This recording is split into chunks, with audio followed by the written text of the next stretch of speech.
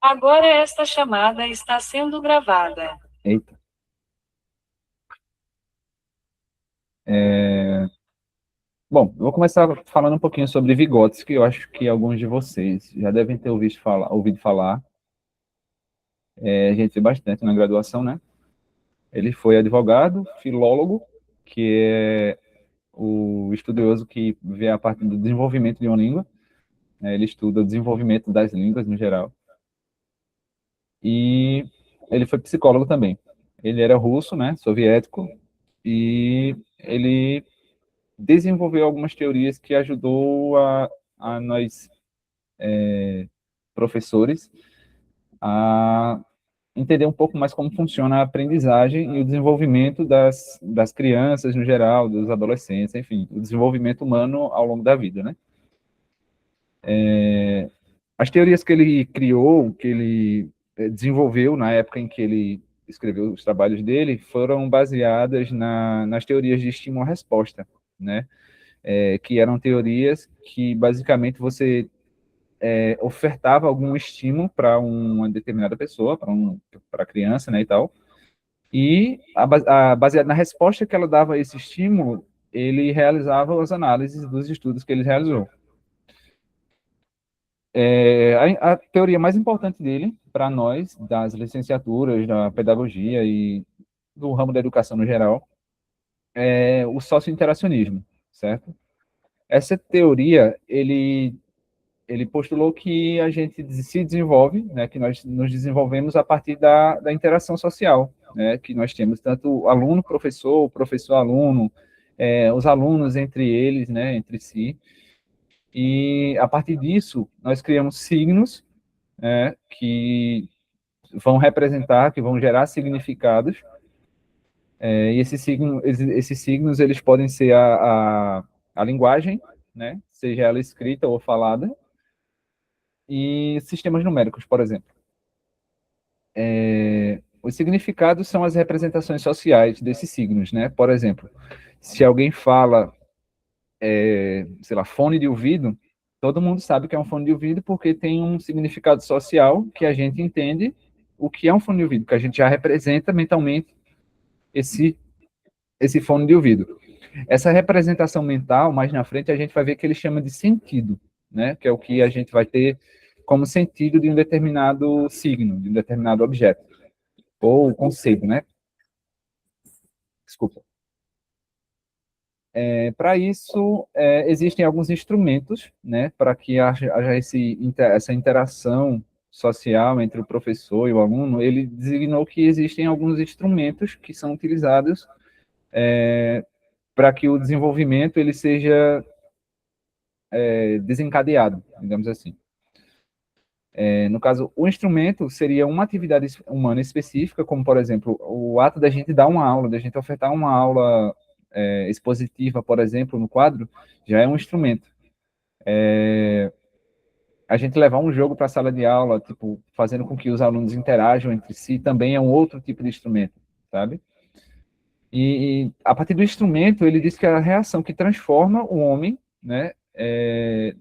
Desculpa, a reação que nós temos sobre a natureza e sobre si mesmo é o que vai causar a transformação do homem, né? Então, a partir do momento em que a gente tem um determinado estímulo, que a gente recebe um determinado estímulo externo, a reação que a gente tem a esse estímulo vai fazer com que nós nos transformemos diante do mundo em si e sobre a gente mesmo. No desenvolvimento das teorias dele, ele levou em consideração três concepções de desenvolvimento, né, do desenvolvimento humano. Como eu disse, os estudos dele eram focados mais no desenvolvimento das crianças, né, a partir das crianças. Então, a partir de três concepções que ele estudou para poder desenvolver a teoria dele, essas três concepções, na época em que ele realizou os estudos, a primeira era centrada na ideia de que o desenvolvimento de uma criança é independente do aprendizado. E aqui, como desenvolvimento, a gente pode entender a capacidade cognitiva da criança, né? Então, a partir do momento em que ele aprende a partir de um desenvolvimento que ele já teve, de uma capacidade cognitiva que ele já tem. Por exemplo, se uma criança de 8 anos é colocada para resolver uma equação diferencial, por exemplo, ela não consegue porque ela tem 8 anos de idade ainda, né? A gente não tem como fazer com que ela resolva porque ela tem 8 anos de idade ainda, está totalmente fora do desenvolvimento cognitivo dela, da capacidade cognitiva dela. Eu trouxe alguns trechos também dos livros, né, do livro dele, A Formação Social da Mente, que foi o que eu usei como referência aqui.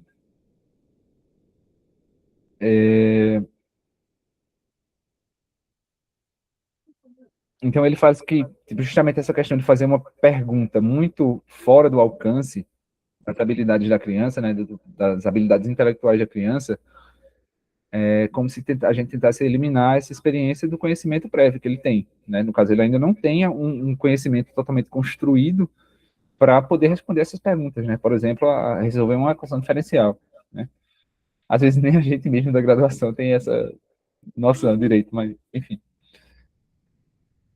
brincadeiras à parte. A segunda grande posição teórica que ele vai postular é que o aprendizado e o desenvolvimento eles estão juntos, né? A criança, a que ele vai analisar no caso, o postulado que ele analisou, a segunda posição teórica, digamos assim, que ele analisou, é que o aprendizado ele está junto ao desenvolvimento, né? A criança aprende, vai se desenvolvendo e aprendendo junto, né? Ele é visto como condições uma para outra, né? Por exemplo, ele se desenvolveu porque ele aprendeu, ou então ele aprendeu porque ele se desenvolveu. Já a terceira e última posição teórica é que o desenvolvimento e o aprendizado estão totalmente separados, são distintos, né, um do outro. Tem um teórico que ele analisou, que foi o Kafka, que ele diz que o desenvolvimento ele vai se basear em dois processos totalmente diferentes, como eu tinha falado, e que cada um vai influenciar o outro. No caso, apesar de eles estarem separados, no caso, uma criança vai se desenvolver cognitivamente falando, de uma maneira diferente do aprendizado, né? Mas eles vão estar interligados. E, assim, a partir do momento que a criança vai desenvolvendo a maturação, né? Tipo, vai se tornando mais maduro, ele vai tendo mais capacidade de aprendizado. Então, a partir dessas três teorias, né? O Vygotsky, ele pensou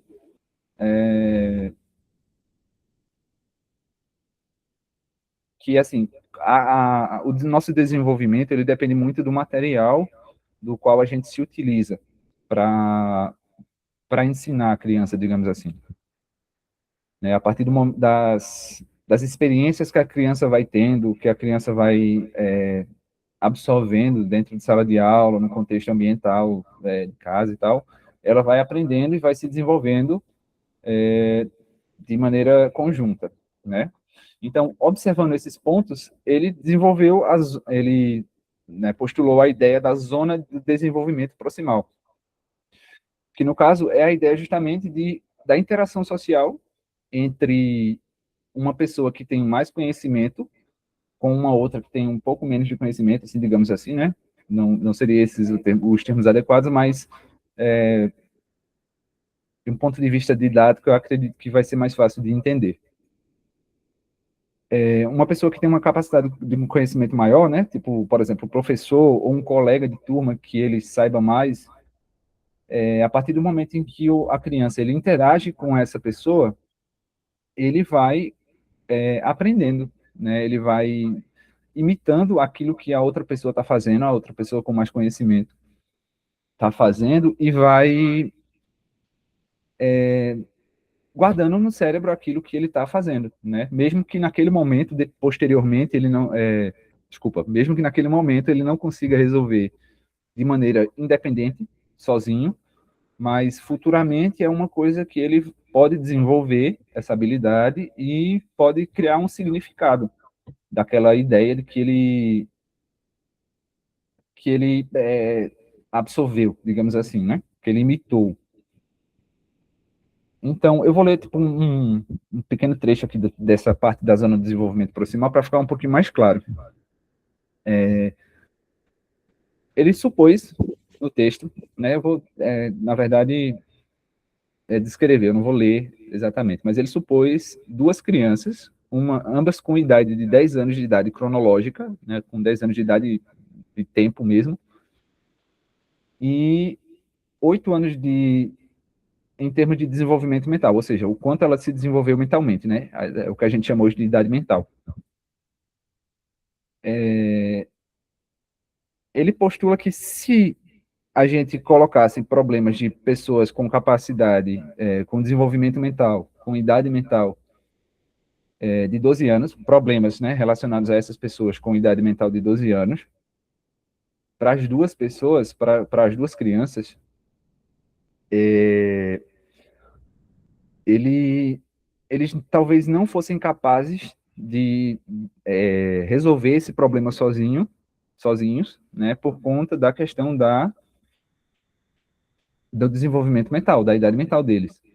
Mas com a ajuda de um professor, como eu tinha falado, né, com a ajuda de um professor ou de um colega que tem um pouco mais de conhecimento sobre aquilo, ficaria mais fácil ele desenvolver, e ele poderia, tipo, não só resolver o problema da idade mental dele, de 8 anos, mas como de uma idade maior, né, de uma idade mental maior, de 12 anos de idade, 9 anos de idade, ou seja, uma ideia que a gente tem que, tipo, uma criança, ela de 8 anos, ela só tem a capacidade de resolver problemas de para crianças de 8 anos de idade. No caso, uma coisa que é um problema que é um pouco um nível mais avançado, ela não vai conseguir resolver sozinha, porque ela só tem tanto a idade cronológica e a idade mental de 8 anos. O que já justificaria, por exemplo, a hierarquia educacional, onde Isso, cada ensino ali é, a ideia é que você comece do zero. Então, sei lá, vai ter um ensino adequado para menores de 5 anos, aí conforme aqueles menores vão crescendo e amadurecendo, o conhecimento também vai fazer a mesma coisa. Aí vai para o primeiro, segundo, terceiro, quarto, quinto ano. exatamente. Aí, assim, resumindo em termos mais simples, digamos assim, a zona proximal de desenvolvimento é a distância entre o nível de desenvolvimento real, o quanto realmente a criança se desenvolveu, e o nível de desenvolvimento potencial, né? Aquilo que ela pode desenvolver, que vai ser determinado através da solução dos problemas, através da orientação, ou de um adulto, ou de algum companheiro que seja mais capaz, na mesma idade. Mas como a gente pode saber que aquela criança tem um potencial ao maior e a outra não? Por exemplo, quando a gente vai dar uma aula, às vezes a gente percebe que os conceitos que a gente fala, algumas crianças vão ter um pouco mais de dificuldade em absorver, como, por exemplo, operações matemáticas simples. Já como eu estudo física, né, então eu vou puxar um pouquinho mais para a questão matemática. Uma criança tem uma capacidade de resolver um problema mais complexo relacionado à multiplicação, por exemplo. Enquanto outra tem um pouco de dificuldade quando vai lidar com incógnitas, certo? Então, por exemplo, se a gente ajudar essa criança que tem uma dificuldade, se a gente ajudar, ou então colocar um outro coleguinha dele que tem uma maior facilidade a entender essa questão das incógnitas, né, tipo usar letras nas operações matemáticas, ixi, passando o carro de som aqui, peraí, rapidinho. Carro de som não, é alguém com som alto. E eu concordo com isso aí, viu? Essa coisa de que na educação básica tem menores de 10 anos, por exemplo, que ainda tem dificuldade muito notável em relação às operações básicas matemáticas, tais como a própria multiplicação. Exatamente. E eu acredito, assim, particularmente, né, tipo, é uma ideia que eu tenho, é que o que dificulta, às vezes, né, na maioria das vezes, são justamente as incógnitas. Porque quando coloca número lá, o aluno faz, oxi, isso aí é uma multiplicaçãozinha fácil e tal, não sei o quê. Só que você coloca lá, tipo, 3x mais 4x. A galera já tem dificuldade, que, né? Tipo, ali é só um fator multiplicativo que está multiplicando o mesmo termo, né? Tipo, a gente pode colocar em Uhum. evidência e tudo mais. É, Enfim, assim, eu ainda não tenho um dado confiável em relação a isso aí, que eu nunca corri atrás para pesquisar como era a educação antes das incógnitas aparecerem e depois das incógnitas aparecerem e para serem ter inseridas noção, oficialmente. é antiga, vice, essa questão das incógnitas, porque, bom, falando da física, não sei se vocês já ouviram falar em raio-x, né? Quando a menina sabia o que alguma coisa significava, simplesmente colocava X, porque é X. A gente vai tentar descobrir o que é isso. Então, eu não tenho necessariamente um conhecimento sobre realmente a origem desse X como incógnita, né? Da galera usar os X, mas eu sei que na questão dos raios X, eles se chamam raio X porque o pessoal não sabia o que eram esses raios. Aí depois que descobriram, que foram estudando melhor, para quem é um pouco mais da área, né? Tipo, em termos mais técnicos, aí já chamou de raio gama, entende? Então, ainda assim, continuou incógnita, né? Continuou um nome diferente, porque tipo, era raio-x, porque a galera não sabia o que era. Era o incógnita.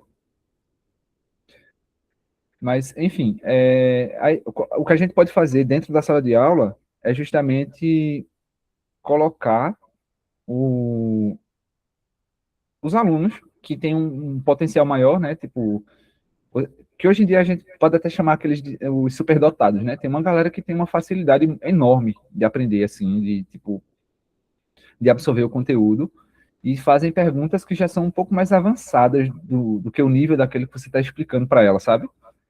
Então, a partir daí é que a gente pode observar os alunos dentro da sala de aula, isso utilizando a ideia de Vygotsky, né? Porque ainda tem outros teóricos, ainda tem outras teorias que eu também vou abordar aqui, que podem ser observadas e a gente pode utilizar de uma maneira conjunta, digamos assim, utilizar tanto o Vygotsky quanto outras É, teorias. até agora eu não estou vendo que Vygotsky não fala sobre é, um método apropriado para ensinar aqueles que têm deficiência mental, aqueles indivíduos que, sei lá carregam qualquer condição Sim, mental que é seja. um transtorno mental, né? Sim, ele realmente ele não. Ele chega a citar no trabalho dele os três autores, eu trouxe três autores hoje, para a gente analisar um pouquinho. E dos três que eu trouxe, eles não dão métodos para isso, porque tipo, são estudos mais recentes. É tanto que na época de Vygotsky, infelizmente, a galera que tinha transtornos mentais, eles eram considerados pessoas que não eram dignas de viver na sociedade, saca?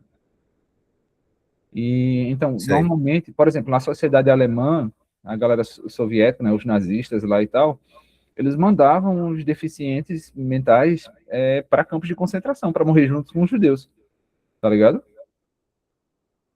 Inclusive, tem uma síndrome chamada é, de Asperger, síndrome de Asperger. Não sei se você já ouviu falar. Pode falar, Junius.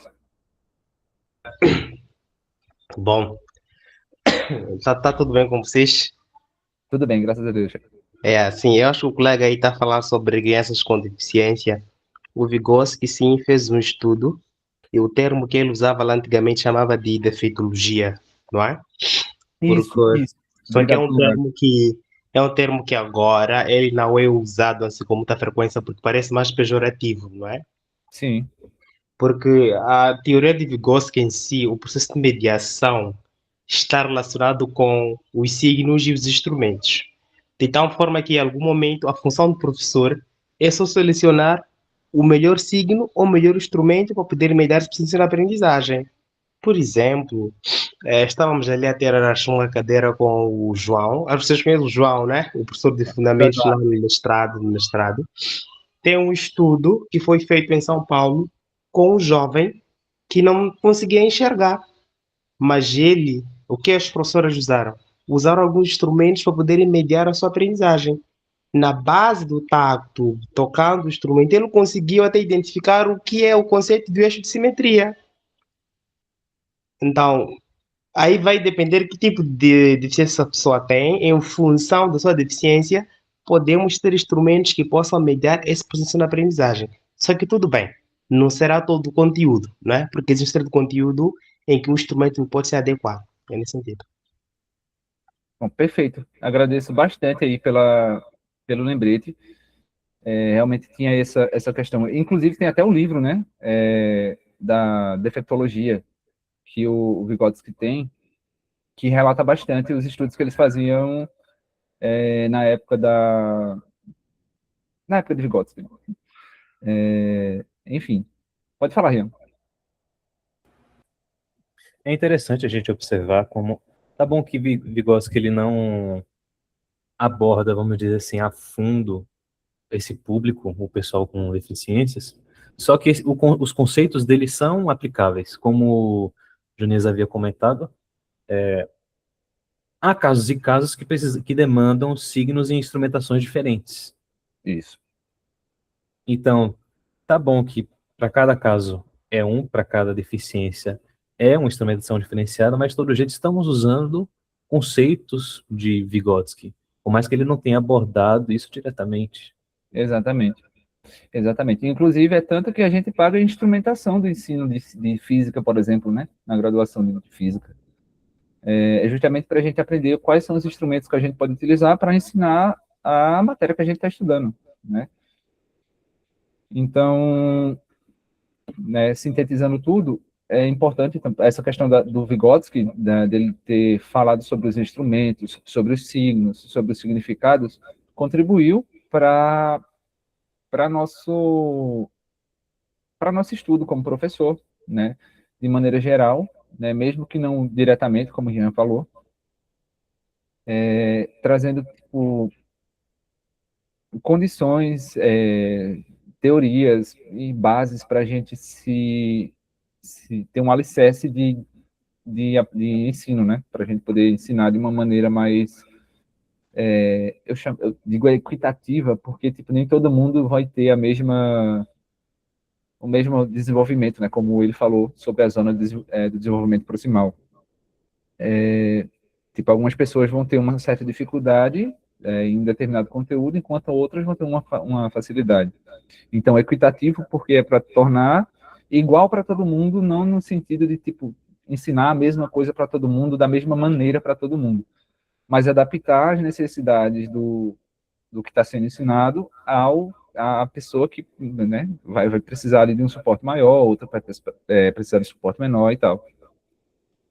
Mas interessante a pergunta, Lucas, sobre a questão dos transtornos. E apesar de tudo, né, apesar do que a gente sabe hoje sobre os transtornos mentais e tudo mais, ainda dentro da sala de aula existem muitas dificuldades quanto no que diz respeito a ensinar pessoas com transtornos mentais. Tanto pela questão de, tipo, muitas vezes a gestão da escola, ela se opor a uma metodologia específica para aquele aluno, tanto para a questão de, tipo, a gente ter uma certa... ter que ter, né, uma certa atenção maior, assim, no que diz respeito a ensinar a esse público. Certo? Outra coisa importante também que eu trouxe aqui, do Vygotsky, é que nesse livro da Formação Social da Mente, ele traz a importância do papel do brinquedo no desenvolvimento, né? Não é necessariamente um jogo, que é o tema do curso, mas está relacionado, né? Já que um brinquedo, ele está relacionado ali ao brincar, ao se desenvolver socialmente, né? Desde que não seja aquele brinquedo individual, claro. Quando uma criança está numa idade escolar, o Vygotsky diz que o brinquedo ele O não quebra-cabeça seria um bom exemplo. Oi? O quebra-cabeça seria um bom exemplo. Sim, seria. Porém, para você usar um quebra-cabeça, por exemplo, como um ensino, você vai ter que contextualizar, né?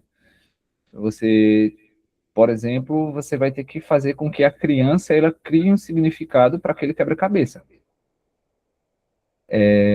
Sei lá, você pode pedir para ela explicar o que significa a imagem que ela montou, voltado para a física, por exemplo. a gente pode tentar falar sobre formas geométricas e como aquilo influenciou ela a montar o brinquedo. Coisas relacionadas, sabe? Mas sim, é um exemplo também de um brinquedo, né? De uma maneira de se desenvolver. Além de um passatempo divertido. Assim, divertido e desafiador, né? Porque dependendo do tamanho do quebra-cabeça, você pode passar um bom tempo montando. Enfim. Então, a ideia do brinquedo é que ela vai proporcionar para as crianças um mundo imaginário, né? Tipo, ela vai representar na imaginação dela a realidade. Por exemplo, uma menina quando brinca de boneca, geralmente ela replica aquilo que a mãe dela faz com ela. Ela dá comida, ela bota para dormir, enfim, faz várias coisas. Assim como os meninos, por exemplo, quando vão brincar de carrinho, eu lembro quando eu era criança, quando eu ia brincar de carrinho, meu pai tinha padaria e eu ia fazer entrega de pão com ele, né? Tipo, ele fornecia pão para alguns mercadinhos, algumas vendinhas aqui perto, e eu ia fazer entrega de pão com eles. Aí quando eu ia brincar de carrinho, eu brincava fingindo que eu estava entregando pão, sabe? Então, a realidade que a gente cria no nosso brincar com algum brinquedo parte da nossa imaginação e do que a gente representa e de como a gente representa a realidade. Então, é interessante utilizar a questão do brinquedo justamente nessa questão da representação da realidade no desenvolvimento, né? Ali do aprendizado da criança, desenvolvimento cognitivo e da aprendizagem da criança. Lembre-se que são coisas diferentes, né?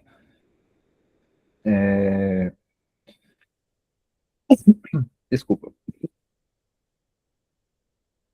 Enfim, um brinquedo a gente também, como eu tinha falado, a gente pode assimilar aos jogos, porque geralmente quando a criança está já na idade escolar, o brinquedo ele não desaparece totalmente, mas ele muda de cara, ele muda de faceta.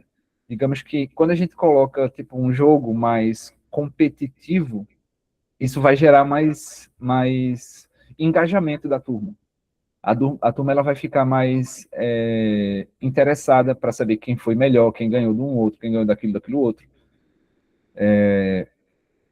E assim, isso pode gerar, tanto na questão do socio-interacionismo, né, que as crianças vão estar interagindo entre si para saber quem estava certo, quem estava errado, ou então para saber qual foi o conceito que conseguiu, por exemplo, numa competição de lançamento de foguetes, que foi o que tu estava tentando fazer lá no jogo, Lucas. Sei. Traz uma parte de competitividade para o conteúdo, porque, por exemplo, se você dizer, ó, quem fizer um foguete que vá até uma maior distância, quem conseguir lançar um foguete mais longe assim, tem, sei lá, um prêmio. Beleza, que não é tão eticamente correto, mas a gente pode, sei lá, botar um prêmiozinho, colocar algum destaque, ganhou uma estrelinha, ganhou alguma coisa, que já vai ativar o sistema de recompensa das crianças, saca? Certo. Bom, um outro teórico que eu trouxe foi David Ausubel e Marco Antônio Moreira. São dois, porque que é o Ausubel, David Ausubel, que ele foi psicólogo e pedagogo estadunidense, e ele desenvolveu a aprendizagem significativa, né? Ele foi o precursor da aprendizagem significativa, e o Marco Antônio Moreira, ele é um físico brasileiro, que ele é licenciado e mestre em física, e é doutor em ensino de ciências aqui no Brasil. Na verdade, ele é doutor na Universidade de Cornell. Não lembro onde é agora, qual é o país. Enfim, sou meio ruim em geografia, desculpem aí. Mas, enfim, ele foi digamos que ele trabalhou a teoria da aprendizagem significativa de Ausubel aqui no Brasil. E desenvolveu, né, tipo, ele deu um upgrade, digamos assim, na aprendizagem significativa, gerando a aprendizagem significativa crítica, certo? Eu vou utilizar como base o livro dele, o livro do Marco Antônio Moreira, porque é o que eu tenho aqui. Eu não consegui encontrar o do Ausubel e procurei para comprar também, estava somente R$ 638. Aí eu disse, não tenho esse dinheiro. Enfim. A aprendizagem significativa é justamente a questão da interação, que alguns conhecimentos que a gente possui já antes de tentar aprender algo novo, ele se relaciona com o conhecimento novo que a gente está tentando aprender. Por exemplo, para Ausubel, esses conhecimentos prévios ele chamou de conceitos subsunsores, ou só de subsunsores, que é justamente a ideia do conhecimento que a gente tem como âncora para desenvolver algum outro conhecimento. Então, quando a gente vai desenvolver algum jogo, quando a gente vai pensar em alguma atividade que envolva a ludicidade, a gente tem que pensar no que os alunos já conhecem para poder aplicar aquilo no jogo. Por exemplo, novamente voltando àquela ideia das equações diferenciais. Eu não vou colocar um aluno de ensino médio que não teve nem contato ainda, de primeiro ano de ensino médio, que não teve contato ainda com a equação diferencial. Eu não vou colocar no jogo uma equação diferencial para ele resolver, por exemplo. Porque como ele ainda não tinha esse conhecimento prévio do que é por exemplo, sei lá, uma equação, ele ainda não entendia direito o que era uma equação, por exemplo, então ele vai ter muita dificuldade, né? Tipo, enfim, já é até inviável, por isso que já é uma coisa de ensino superior. Mas, enfim, é um exemplo meio por alto, assim. Vocês podem encontrar outros, caso vocês forem pesquisar um pouco mais a fundo sobre essa teoria. Esse processo da aprendizagem significativa para Ausubel, ele tem um caráter interativo. No caso, ele vai ter como base a interação entre o professor e o aluno, a partir do momento que o aluno ele questiona o professor, ele pergunta, o professor pergunta de volta, faz o aluno pensar, entende? E a partir desses questionamentos que um faz ao outro, eles vão criando significados internos, né? E esses significados, algumas vezes, eles são pessoais, né? Por exemplo, eu posso criar um significado a partir de uma ideia que eu tenho de, sei lá, de cozinhar. Por exemplo, quando eu falo em cozinhar, eu lembro da minha mãe. Lembro que ela faz pamonha, lembro que ela faz canjica para sobreviver e tal. E eu lembro termodinâmica, eu me lembro de cozinha, entende? Enquanto uma outra pessoa, quando vai falar de termodinâmica, pode lembrar, sei lá, de picolé ou sorvete, porque gosta muito de sorvete, ou porque os pais trabalham com isso. Então, esses significados que a gente cria a partir da interação, né, dos conteúdos, dos interagentes, eles vão sendo trabalhados a partir de acordo com a troca de ideias, e o significado novo que a gente cria para alguma coisa, ele fortalece o significado que já existe. Um outro exemplo é um exemplo de campos, por exemplo.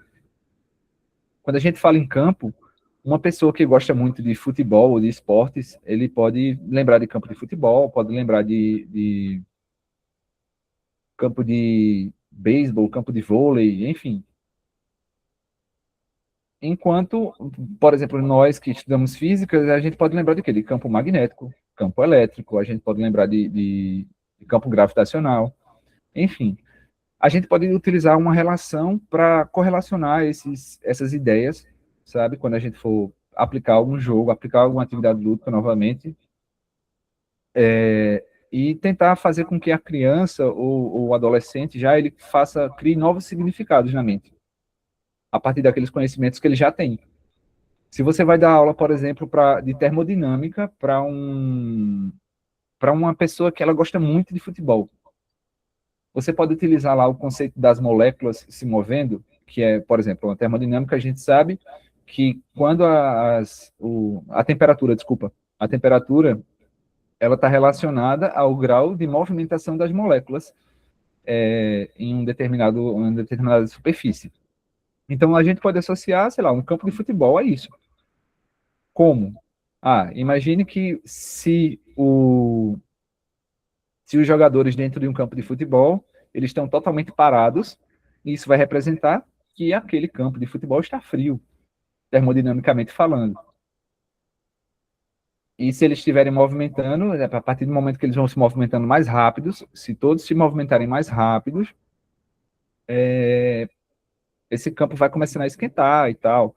Então, só fazendo relação didaticamente falando, é claro, porque tipo, a gente sabe que existem os obstáculos epistemológicos que Gaston Bachelard tipo, falou em algum momento. Gaston Bachelard é um outro filósofo da epistemologia que a gente está até estudando no mestrado, né, Junício? Sim, sim.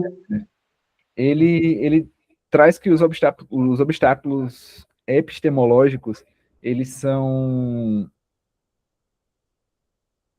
barreiras, né, como o próprio nome sugere, eles são barreiras que impedem o nosso desenvolvimento em determinado conhecimento.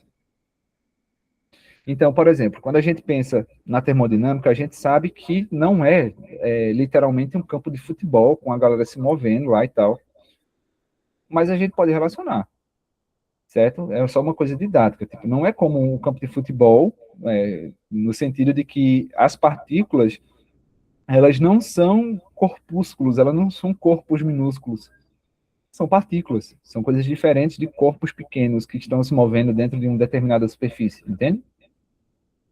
Então, esse é um cuidado que a gente deve ter quando a gente for explicar algum conteúdo, né? Ou, por exemplo, representar um átomo de uma bolinha, né? Porque a gente sempre vê aquela representação do átomo como sendo uma bolinha e tal, redondinha lá, perfeitinha. E, na verdade, a gente nem sabe se realmente é assim, sabe? Tá mais para uma nuvem Tá mais para uma atômica. nuvem. Enfim, aí essa questão da interação social, acabei falando já direto, né? Tipo, que é justamente o que vai fazer com que a gente fundamente os nossos significados em determinada coisa, que a gente crie os nossos significados a partir da troca de experiências, né? Digamos assim.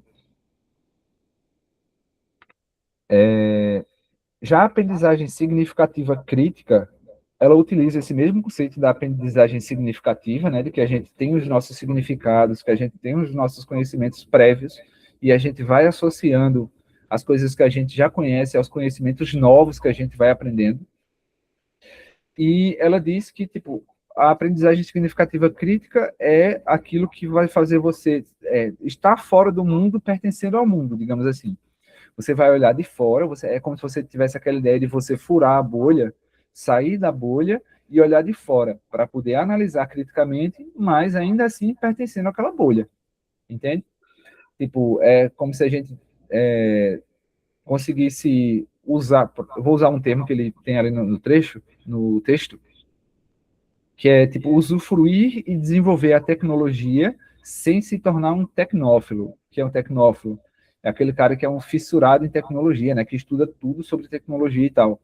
Mas é que a gente consiga usufruir ela, desenvolver a tecnologia, sem ser um total tecnófilo, né? Como ele usou o termo ali.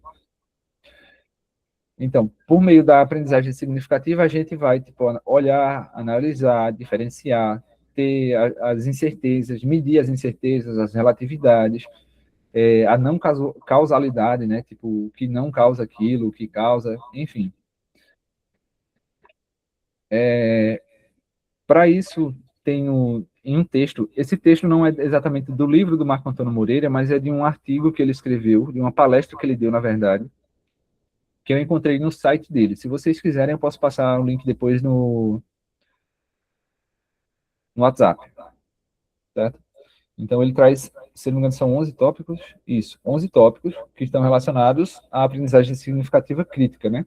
Que são os requisitos para que ocorra uma aprendizagem significativa crítica. O primeiro deles é aprender que aprendemos a partir do que já sabemos, certo? Que é a ideia do conhecimento prévio. Nós devemos aprender e ensinar perguntas ao invés de respostas. No caso, a gente tem que ensinar o estudante a questionar aquilo que já existe, e não a ter uma resposta direta, certo? Que, no caso, já seria usando o princípio da interação social, da questão do questionamento, né? Tipo, ele fazer uma pergunta, eita, mas por que isso aqui, professor? E se acontecesse isso, professor? Aí você pode responder com uma pergunta de volta. Não sei, o que é que você acha? Que aí ele vai começar a pensar, ter o próprio pensamento, vai começar a se desenvolver criticamente. O terceiro ponto é que a partir de distintos materiais educativos, né, a gente deve aprender a partir de distintos materiais educativos, que é justamente a gente tirar a centralidade do livro, né? Tipo dizer, ó, a gente vai usar o livro do começo ao fim e vai ler ele todinho e resolver todos os problemas que tem no livro e vai ser assim. Entendam que não é tirar totalmente o livro, né? Escantear o livro. A gente pode usar o livro, inclusive a gente deve usar o livro, mas tirar ele como centro de tudo. A gente pode solicitar para os alunos fazerem pesquisas, a gente pode pedir para eles fazerem seminários, produzirem materiais, a gente pode também fazer feira de ciências e tudo mais dentro da escola, sabe?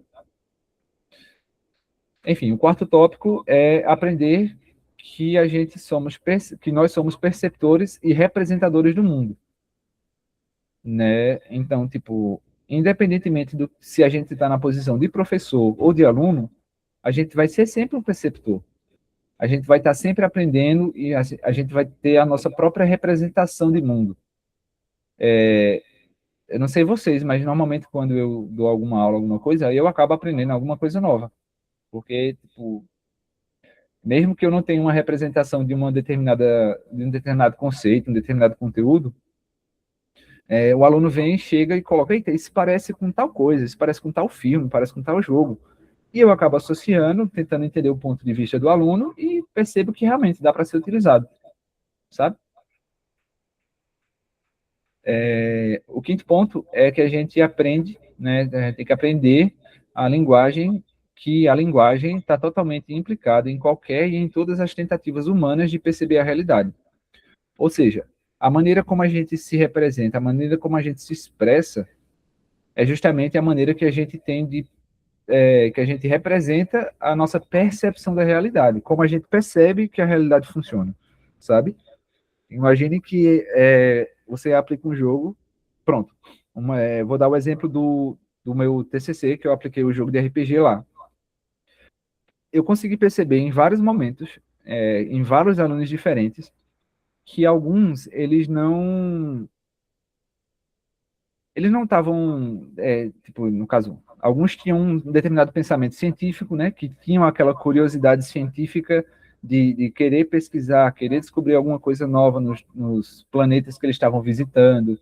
Eles queriam, enfim, fazer algum bem para a humanidade de maneira geral. Lembro perfeitamente de uma menina que tinha lá que a missão secundária que ela escolheu, que ela desenvolveu para ela, foi criar uma cura para o câncer. Aí eu fiquei, nossa, que interessante. Aí, tipo, a partir dessa missão secundária que ela criou, ela já foi criando os significados dela, querendo ir buscar alguma substância nova, querendo pesquisar alguma coisa dentro do planeta que ela foi visitar e tal. Foi bem interessante. Então, enquanto ela estava fazendo isso, tinha outros alunos que estavam, pô, eu quero pilotar uma nave, porque pilotar nave é massa demais, tal, não sei o quê, e eu queria tentar chegar na velocidade da luz, fazer a nave mais rápida do mundo. Aí, enfim, são pontos de vista diferentes, né? São representações diferentes do mundo que a gente vai perceber nos nossos alunos, quando a gente vai aplicando as nossas ferramentas, nossos métodos de ensino, sabe? Eu vou ter que sair agora para me arrumar. Falou? Boa Pronto, noite. beleza. Também Beleza, Rian. Eu vou deixar depois o link lá da gravação no WhatsApp, tá? E no Classroom também. agradeço. Boa aula para vocês. Valeu, Rian. Boa viagem. Obrigado. Bom, o tópico 6, ele diz que a gente deve aprender que o significado está nas pessoas, não nas palavras. Ou seja, tipo, como eu estava falando, né? Os significados que a gente cria para determinado assunto, para determinado conteúdo, são nossos, são individuais, certo? a gente não tem como forçar uma criança a entender o significado de alguma coisa como a gente vê esse significado. É teoricamente impossível que isso aconteça, porque tipo, ele não vai criar um significado a partir do meu ponto de vista, ele vai criar os significados a partir do ponto de vista dele, de como ele vê a realidade, sabe? O sétimo ponto é que a gente deve aprender que o ser humano aprende corrigindo seus erros. Ou seja, naquela primeira aula que a gente teve, a gente questionou muito sobre qual era o papel do erro no jogo, né? Então, é justamente isso. A gente aprende quando a gente erra, infelizmente. Né? Não só em questões educativas, na sala de aula e tal, mas também na vida mesmo. A gente vai aprendendo a partir do momento que a gente comete alguns erros. E isso também está totalmente ligado à sala de aula, né? Tipo, a aprendizagem, principalmente. E, na verdade, o momento de errar é na sala de aula, porque já imagina aí, um estudante de medicina, por exemplo, se ele não errar na sala de aula, se ele tiver medo de errar na sala de aula, não opinar, não perguntar, não tiver aquela curiosidade que ele deve ter, quando ele vai errar no paciente, ele pode matar um paciente, entende? Então, é justamente essa relatividade entre tipo, o erro e o aprendizado está dentro da sala de aula. Então, a gente não pode deixar que os nossos alunos tenham medo de errar, certo? E também a gente não pode repreender, a gente não pode dar um feedback negativo quando um aluno errar, por quê? Assim, negativo no sentido de repreender, né, de dar aquela bronca no aluno, tá? Ah, você deveria fazer melhor e tal, não sei o quê. Isso pode fazer com que ele perca totalmente o interesse na disciplina. Então, não é algo legal ele perder o interesse no aprendizado, sabe? Pelo menos do meu ponto de vista, né? E também, além disso, a gente tem que, no caso, o oitavo ponto é que a gente deve aprender a desaprender, a não usar conceitos e estratégias irrelevantes para a sobrevivência. Ou seja, a gente tem que entender que quando algum conceito ou alguma teoria ela é irrelevante, aquilo ali a gente precisa desaprender, a gente precisa desgarrar daquela ideia.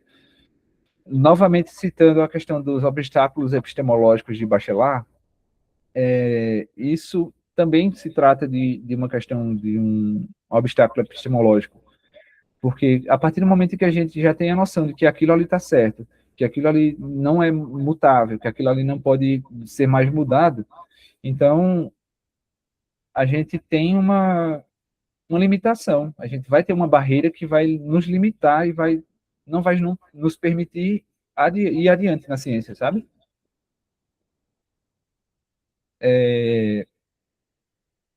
Um exemplo disso, por exemplo, foi a questão do Einstein, né? Quando ele quando ele postulou a teoria da relatividade, a galera, tipo, era fissurada nas leis de Newton, né? A lei da gravitação, na verdade, que o Einstein desenvolveu. A galera era fissurada nas leis de Newton. Funcionava, mas tinham alguns erros, tinha algumas incógnitas que a galera não sabia responder por quê, não conseguia preencher essas lacunas que tinham. Então, a galera, mesmo com essas lacunas, elas tomavam como verdade absoluta, né? Que, tipo, aquilo ali já foi postulado, é assim que funciona, tem os erros, mas os erros faz parte e tal. Aí chega Einstein e coloca uma teoria totalmente nova, assim, entre aspas, né? Tipo, a partir de percepções que ele teve da realidade, né? A partir dos significados que ele criou internamente, ele conseguiu desenvolver uma teoria que explicava de uma forma muito mais adequada a gravitação, entende? E uma barreira foi justamente a galera ter, tipo, não, pô, mas tem as leis de Newton e tal, você tem que provar isso aí que você está falando e tal. Aí teve que fazer toda a prova, teve que fazer os experimentos e conseguiram comprovar. E hoje a gente tem aí a física moderna, né? Enfim, o ponto 9 é que a gente deve aprender que as perguntas são justamente o instrumento de percepção e que definições e metáforas são instrumentos para pensar.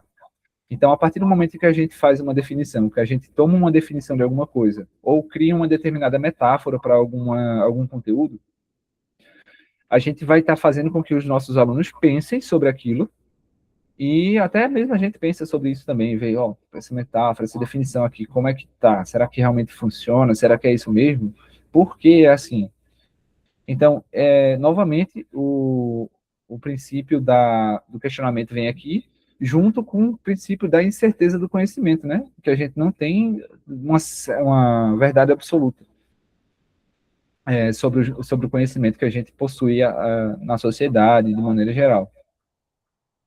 Então, o ponto 10 ele traz que, a partir de distintas estratégias de ensino, a gente pode gerar uma aprendizagem significativa crítica, né? Que é não utilizar somente o quadro de giz. Então, se a gente ou um quadro branco, né, atualmente, se a gente usar só o quadro, só o quadro, só o quadro, só o quadro, vai se tornar algo monótono e chato. Porque, assim, disciplinas como as ciências exatas são tidas como muito mais difíceis pelas pessoas, sendo que, pelo menos na minha percepção, foram só as maneiras como foram ensinadas a elas, como elas foram apresentadas. Talvez não só isso, obviamente, mas essa foi um ponto importante a ser considerado, né? A partir do momento que a gente ensina uma ciência exata de uma maneira lúdica, eu acredito que as crianças e os adolescentes eles vão criar significados totalmente diferentes sobre o que aquilo realmente representa para o mundo e para a sociedade no geral, sabe? O ponto 11, ele diz que a gente deve aprender que simplesmente repetir a narrativa de outra pessoa também não vai estimular a compreensão.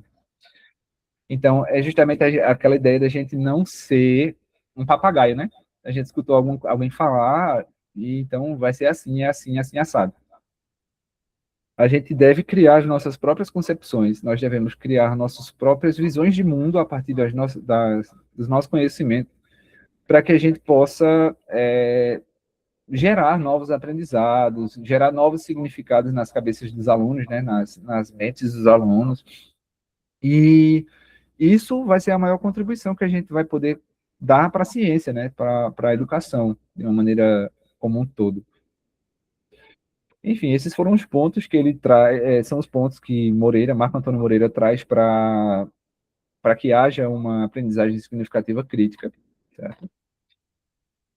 E correlacionando os dois, né, Vygotsky e Ausubel, como eu tinha falado anteriormente, o Vygotsky, ele não vê o significado igualmente, ele vê o sentido, né? O significado para ele é uma coisa, que é justamente a ideia que a gente cria socialmente, é uma construção social que a gente tem de uma determinada representação, de um conceito, de uma ideia, de um postulado, de alguma coisa, sabe? Enquanto o sentido são os eventos que a gente ocorre, né? Tipo, é tudo que a gente acontece no nosso mental que a gente relaciona com a palavra, né? Com o que a gente fala. Por exemplo, quando eu falo em martelo, todo mundo pensa no martelo, vê um martelo e tal e tudo mais, sabe que ele serve para bater pregos, para tudo mais.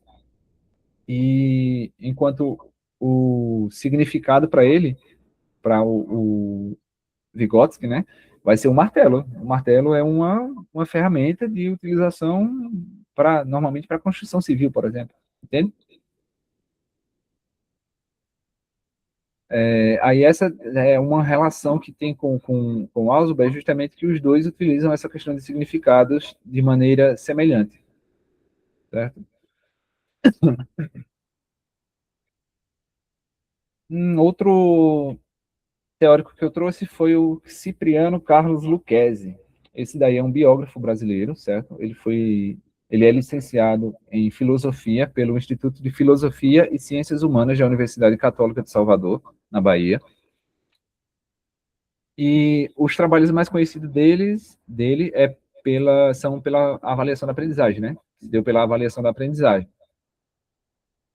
Na teoria da avaliação da aprendizagem, ele trouxe 3 formas de avaliação dentro da sala de aula, que são a avaliação diagnóstica, a avaliação formativa e a avaliação somativa. Deixa eu só fechar a janela aqui rapidinho.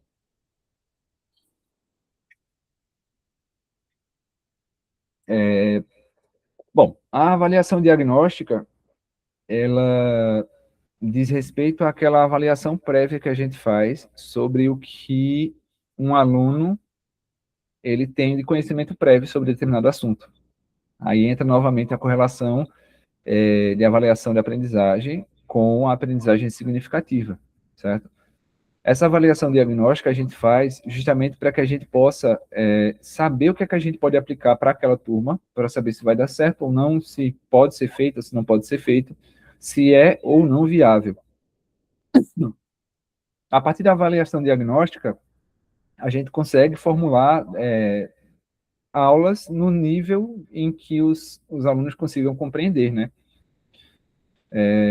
Lembrando daquela zona proximal de desenvolvimento do Vygotsky, que tipo, tem um certo nível que a gente consegue puxar um pouco mais, ou então a gente tem que maneirar um pouco mais. Então, isso tudo...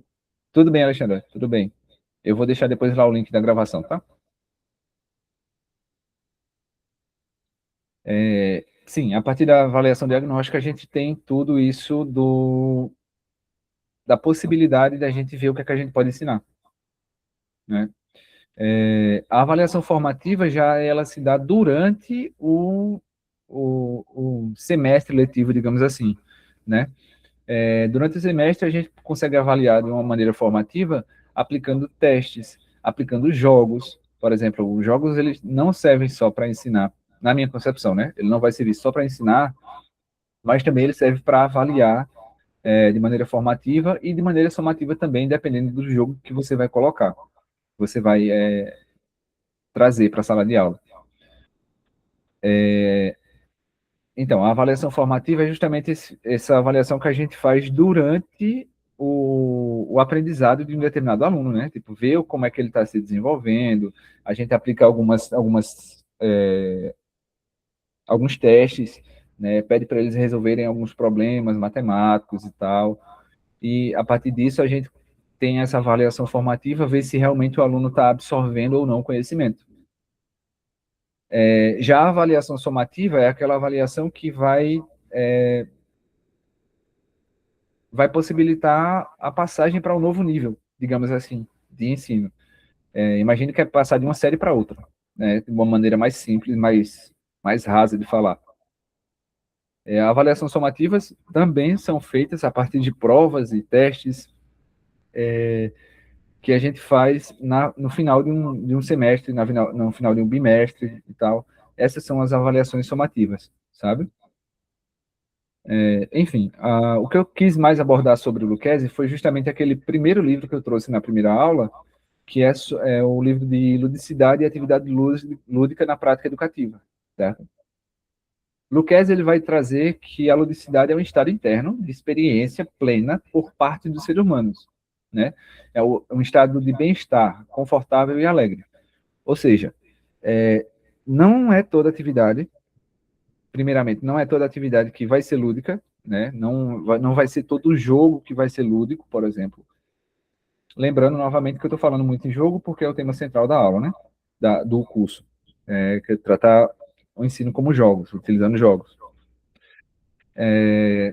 Então, não é todo jogo que vai ser lúdico, porque algumas pessoas não vão ter a mesma experiência do que outras, né?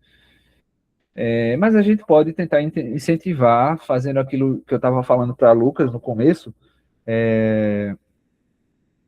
por exemplo, trazendo uma questão de competitividade, né? Porque a gente sabe, aluno é extremamente competitivo. A maioria dos adolescentes, eles são extremamente competitivos. Eles querem ver quem é melhor do que o outro, eles querem ver qual foi o melhor foguete, qual foi o foguete mais bonito, qual foi... Enfim, qualquer coisa que traga um pouco de competitividade já é uma coisa interessante e que geralmente, né, não sempre, mas geralmente, ele vai trazer ali um engajamento maior da turma, digamos assim, certo? Então, no momento que a gente traz esse engajamento, que a gente traz esse momento de descontração, o aluno acaba aprendendo sem nem perceber que está aprendendo, sabe?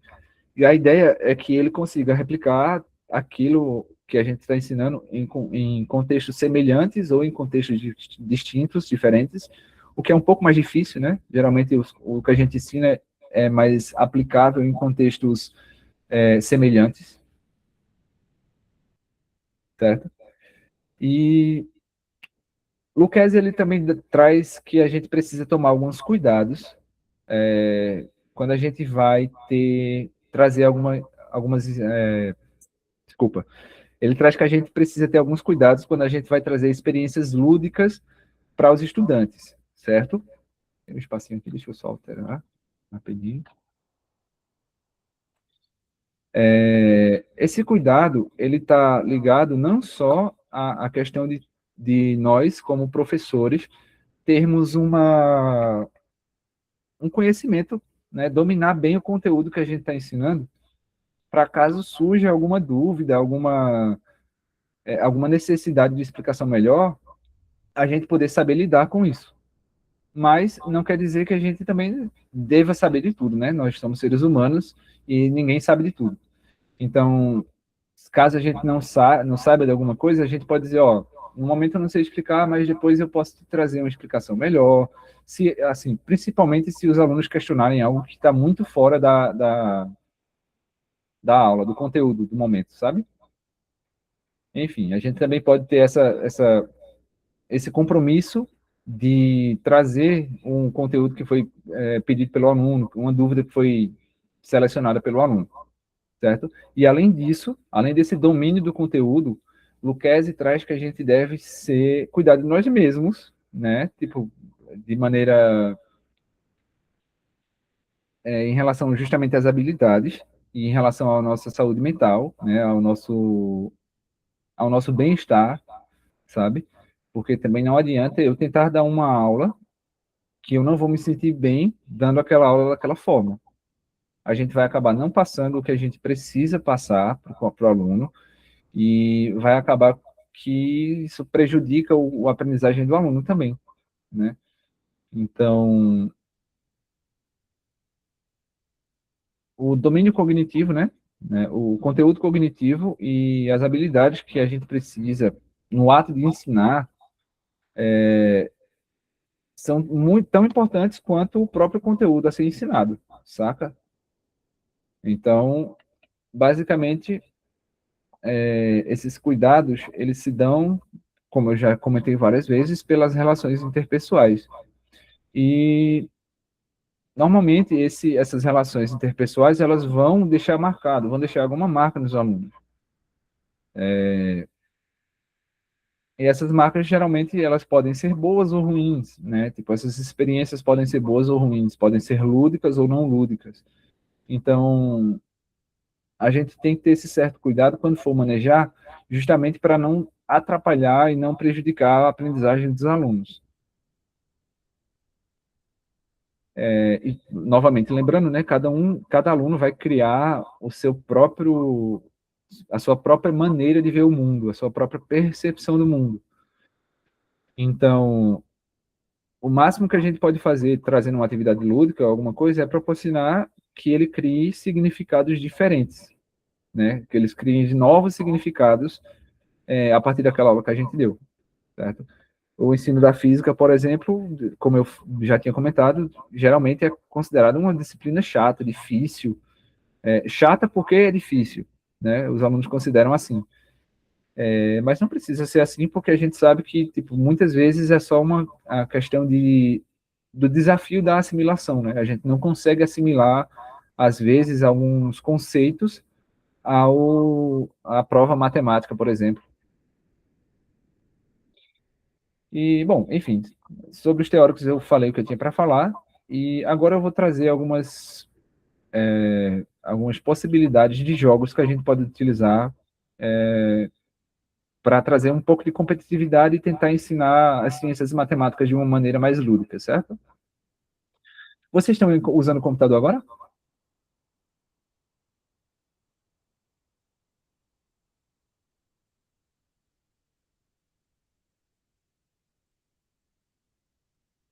Bom, eu vou abrir um joguinho aqui e vou compartilhar um link com vocês para a gente jogar um pouquinho, pode ser? É um jogo bem simples, bem rapidinho. Até porque eu vou terminar um pouquinho mais cedo a aula também, porque eu preciso me arrumar para subir para a faculdade. Mas enfim, só um minutinho. Deixa eu só mudar aqui. Bom, tem esses 3 sites aqui que eu coloquei, né, que eu trouxe, que são o Kahoot, o Arcademics e o Coquinhos. Eles trazem jogos bem divertidos, né? Tem um que é um quiz, que você vai ensinar a partir de perguntas e respostas, né? Eu vou apresentar primeiro ele, porque, né, é mais simples, ele é individual. Apesar de que tem... Deixa eu só ver, peraí.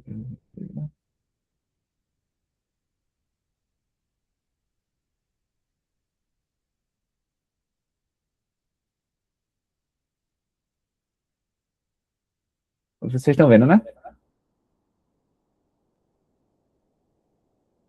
Tá, botando aqui.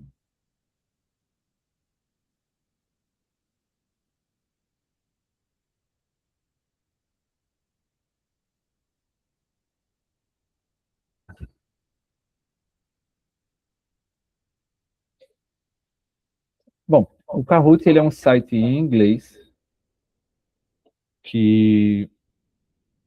Mas, assim, a gente pode criar o nosso quiz, a gente pode criar as nossas próprias cartas de quiz, certo? E pode fazer do nosso jeito. Eu vou procurar aqui um que seja relacionado a ciências, tá?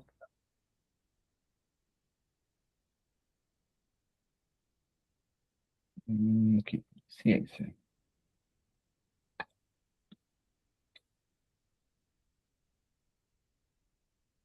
Tá, beleza. Esse daqui que está relacionado à física.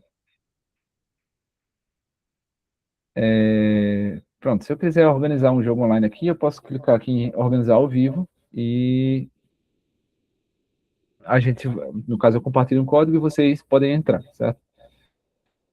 Eu, então, posso enviar a partir daqui dessa opção atribuir, certo? E, enfim, aí para estudar independentemente, a gente pode estudar por conta própria, né? Aqui, e pode jogar solo o joguinho. Eu vou colocar aqui nessa opção de jogar solo, só para mostrar para vocês mesmo. Existem esses 4 tipos de jogos, né? Tipo, não vai influenciar nada nas cartas, certo? Mas isso aqui só vai mudar a maneira como é pontuada as vitórias e derrotas dos participantes, certo? Vou colocar no modo clássico, que é só pergunta e resposta. Certo, moção aqui. Bom, beleza. Tem 10 participantes, certo? Comigo, 11 participantes comigo. Aí ele vai fazendo perguntas e você vai tentando responder o mais rápido possível. Aí eu sou um tipo simples de máquina com um plano inclinado em volta de um cilindro, que eu sou. Aqui a resposta seria Skrill, que no caso seria... Não esqueci o que significa Skrill. Gente,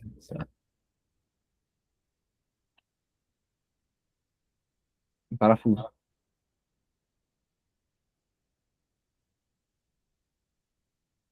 Bom, aí a partir daqui você vai vendo que a gente vai ganhando umas pontuações, certo? Bom, enfim, isso aqui é unidade de medida para resistência elétrica. Então a gente sabe que a resistência elétrica é medida em ohms.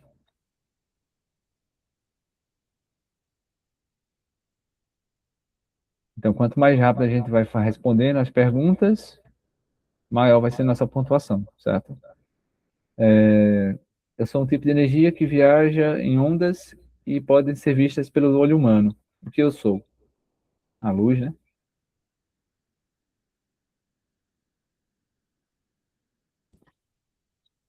Bom, enfim, esse Kahoot aqui é bem simplesinho, como vocês estão vendo, né? Tem que ter uma sequência de 10 perguntas, eu acredito, 5, 10, são 10 perguntas. Eu vou fechar para adiantar um pouquinho, eu terminar um pouco mais cedo para subir com a faculdade. Pronto, agora eu vou mostrar esse outro aqui, certo? Que são maneiras diferentes de ensinar matemática, por exemplo, certo? Que é mais fácil de encontrar aqui nesse site do Coquinhos, coquinhos.com.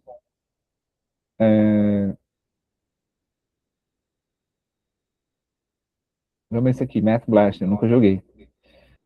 Bom, é um jogo de matemática online que te incentiva a praticar cálculos mentais em um ambiente espacial, atirando em naves invasoras. Atire com sua nave nos cálculos propostos, que incluem somas, subtrações, multiplicações e divisões, com vários níveis de dificuldade. Acabe com cada onda de operação matemática e sobreviva no espaço nesse jogo de cálculo mental, ideal a partir dos 7 anos de idade e sem limite de idade, servindo como treino de cálculo mental e atenção rápida. Para lá. Aqui tem, deixa eu ver. Pronto, beleza. Essa é a versão demo. Beleza. Vou botar no normal, tá? Fácil. Bom, não sei como funciona. 7 vezes 9, a gente tem que responder 7 vezes 9. Não, errado.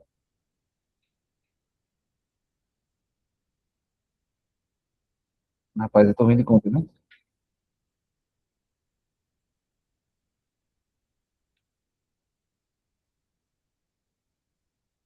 Ué,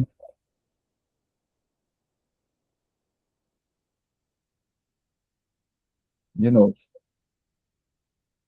24 com 38 vai dar 62.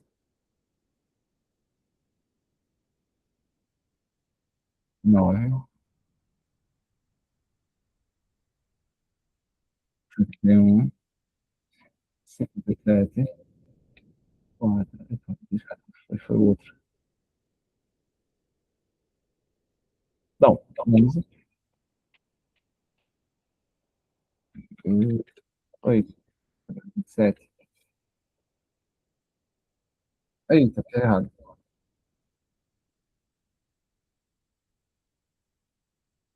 Ah, bom, enfim, você pode desafiar os alunos, né? Deixa eu colocar no nível fácil aqui para ver se é um pouquinho mais lento. É um pouquinho mais lento, tem mais tempo, ó, tá vendo? 14, 15. Opa.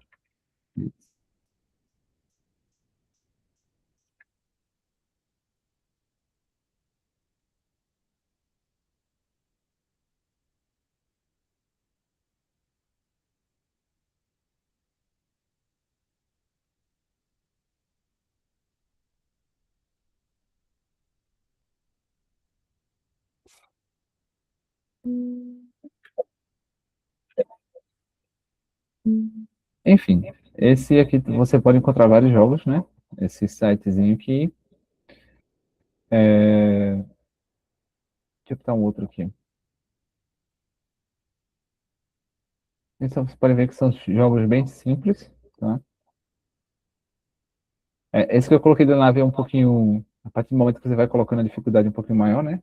Ele vai ficar mais difícil, obviamente, e mais rápido.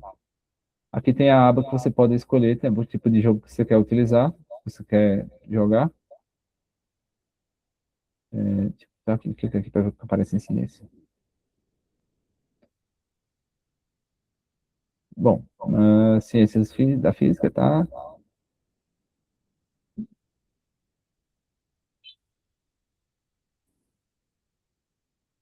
Tá, esse daqui deve ser interessante porque deve levar em consideração o movimento oblíquo, né? Eita, nem li, né?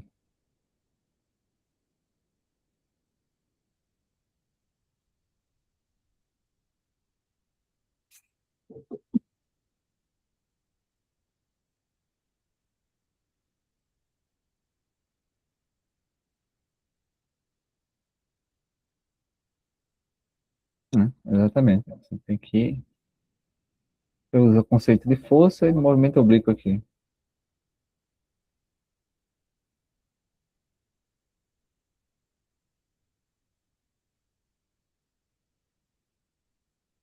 E também pode usar o conceito de elástico, né? Força elástica.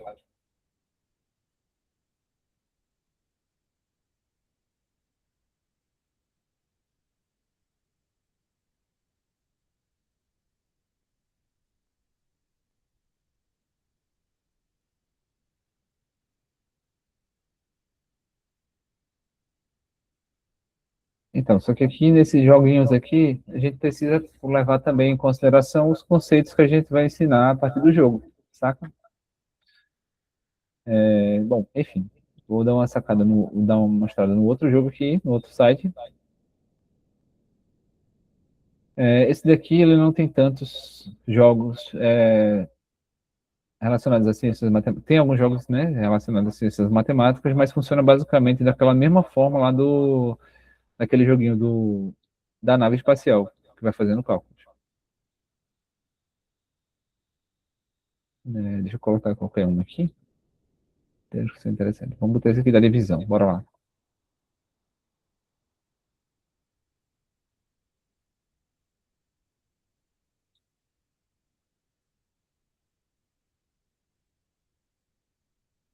Então, tá, é uma corrida que você vai ter que ir no lugar você direcionar o carro no lugar da resposta correta, certo? Pronto, esse daqui é o conteúdo, né? Que vai de 1 até 12. Você pode botar, no caso do número 1 até o número 12, as divisões, certo?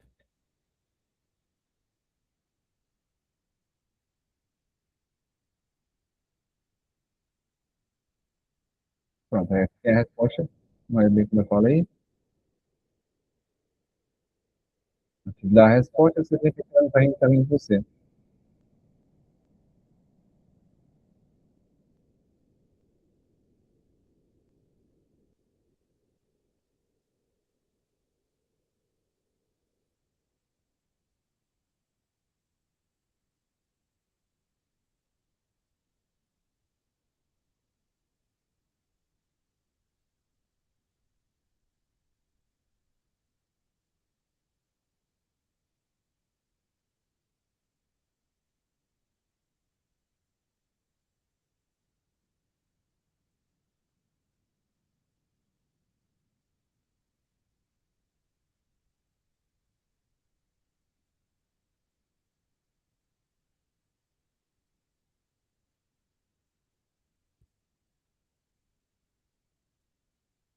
Bom, aí é basicamente isso. Esses sites, e aí, como eu falei para vocês, tem alguns jogos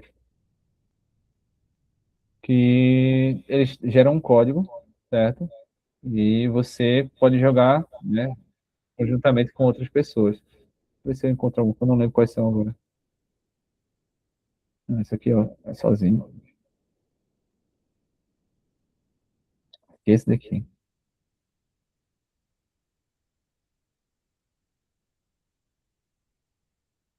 Pronto, é esse mesmo. Esse daqui você pode criar jogos. Já vai ter uma galera já jogando aqui.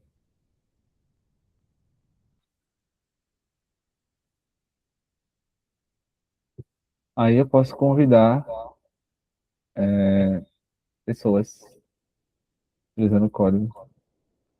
Ou criar um jogo público, né? Pronto. Então, basicamente é isso. Tem alguém por aí ainda? Vamos sim. Opa, Bom, então, para vocês, o que vocês acham que o quê? O jogo ensina ou só avalia?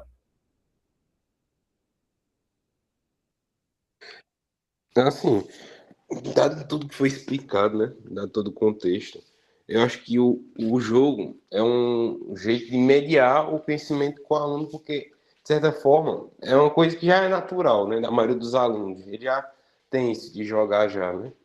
Aí você vai estar lá fomentando a competitividade dele, ele vai estar querendo, não, eu vou fazer isso, que eu quero me destacar, né? Isso, querendo ou não, vai fazer com que crie um senso, né? Uma interação social entre eles mesmos, e isso vai ser uma forma de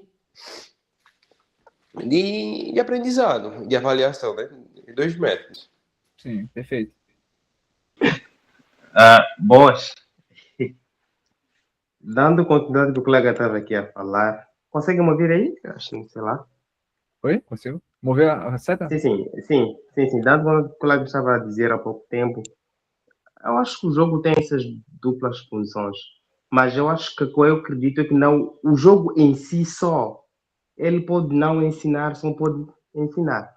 o que vai depender de que forma ele é aplicado em sala de aula, não é? De que forma o professor colocou esse jogo na sala de aula. Porque se eu pego só o jogo em si e vou deixar na sala de aula, ele pode ser só um instrumento de divertimento, onde o aluno pega, vai se divertir, sem nada. Por isso, se uma atividade que eu vou colocar não tem critérios de como vou aplicar ela, não tem objetivo, qual é a meta que eu quero alcançar, então o jogo não tem nenhuma aplicabilidade. Então vai depender de que jeito esse professor organizou a atividade, qual é os critérios que ele quer, qual é a meta que ele quer atingir. Só assim, esse jogo pode servir para duas coisas: ensinar, assim como avaliar. Perfeito, perfeito. E realmente a gente lembra daquela ideia que eu trouxe na outra aula, que a gente precisa ter algumas regras, estabelecer algumas regras, né? E um objetivo para que o jogo seja didático, para que a atividade se torne uma atividade didática. Pelo menos na minha concepção, eu acho mais fácil avaliar, né? Tipo, apesar de minha opinião ser totalmente inválida para a ciência, né? Tipo, ela não vale nada para a ciência, mas eu acredito que é mais fácil avaliar utilizando o jogo do que ensinar em si, sabe? Para ensinar, como você falou, vai depender de como você vai aplicar ali o contexto do jogo, de como o jogo ele vai ser elaborado também, né? Mas enfim, ele tanto ensina quanto avalia, né? Das duas formas. Vai depender de como vai ser aplicado o jogo e a partir da interação social, né? Como o Luiz falou também. Então é possível a gente transformar o quiz que eu apresentei primeiro ali em uma aprendizagem? Se sim, como?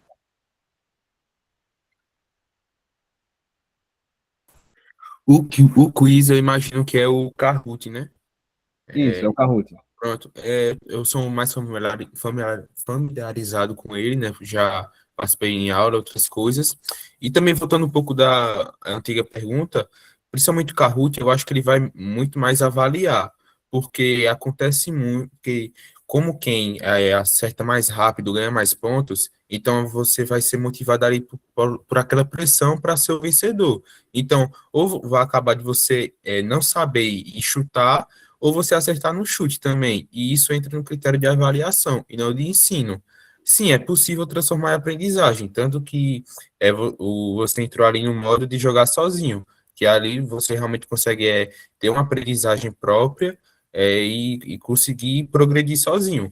Mas eu imagino que em sala de aula, como o Jonis falou, se não tiver um objetivo, um critério, acaba sendo muito mais avaliação do que a aprendizagem. Exato, exato. O quiz, ele realmente é uma ferramenta que a gente pode utilizar mais para avaliar do que para ensinar, porque ali os conceitos, eles vão ser perguntas, né, que os alunos vão ter que responder a partir dos conceitos que eles sabem, né, vão ter que ver a partir do conhecimento que eles têm sobre alguma determinada matéria, algum determinado conteúdo, mas, enfim, a aprendizagem, no caso, pode ser realizada também, né, a partir do erro. Lembram que o erro, ele faz parte da aprendizagem? Que, assim, a partir do momento que a gente erra alguma coisa, existe a chance da gente não errar duas vezes a mesma coisa. Se a gente não tiver um feedback, óbvio, né? Se a gente errar, sem errar e sem ter um feedback correto ali do que onde foi o erro que aconteceu e tal e tudo mais, então é possível que você continue errando. Mas quando a gente tem um feedback de onde a gente errou, do porquê a gente errou, o que que a gente poderia melhorar, o que que a gente poderia fazer, aquele erro dificilmente vai chegar a se repetir. Então, no Kahoot, existe a opção também de você colocar lá a opção correta, para aparecer a opção correta. Quer dizer, existe a opção não, né? Quando você erra, ele aparece a opção que era correta. Ele diz que está errado e aparece qual era a opção correta. Então,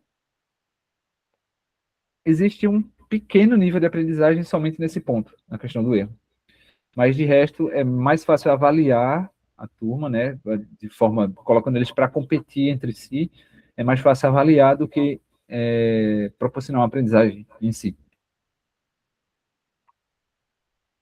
Bom, então é isso. Eu esqueci de apagar esse 4 aqui, mas eu usei esses 3 livros como referência para a aula de hoje, certo? Foi o de Vygotsky, A Formação Social da Mente. O de Marco Antônio Moreira, que eu já trouxe aqui em outra aula, que foi a Aprendizagem Significativa, né? A Teoria e Textos Complementares. E Ludicidade e Atividades Lúdicas na Prática Educativa, de Lucchesi Cipriano Carlos, ou Carlos Lucchesi. Esqueci de colocar ali a vírgula. Então é isso, pessoal. Nos vemos novamente terça-feira, perdão, terça não, sábado, sexta-feira.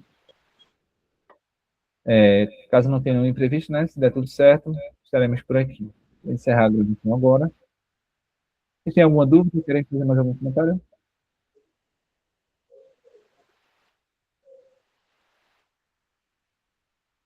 Bom, acredito que não, né?